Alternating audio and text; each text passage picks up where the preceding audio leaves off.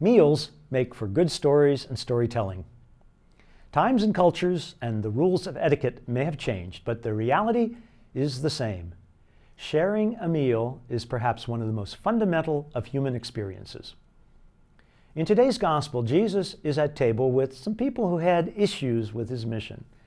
It's one of the many stories in Luke about table fellowship. Scholars suggest that Luke's parishioners needed to learn to be as hospitable as the Master.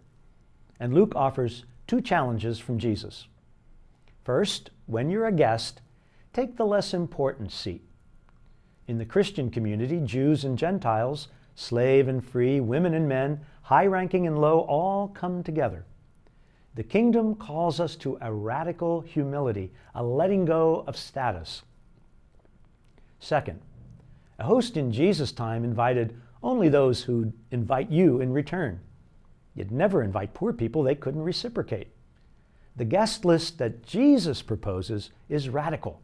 The poor, the lame, the blind, they were the objects of charity, not dinner guests. What Jesus is proposing would have been socially difficult for wealthy Christians, but it's what the kingdom demands. So for us, 2,000 years later, there remain challenges and questions. Who, if anyone, would feel unwelcome in our parishes? Who might be left out by any choices we may have made? Who takes priority? Who has to wait?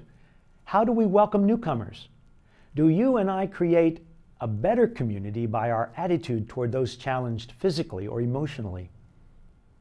Jesus' table fellowship sounds a lot like the priorities of Pope Francis. We're called to make a place at the table for everyone.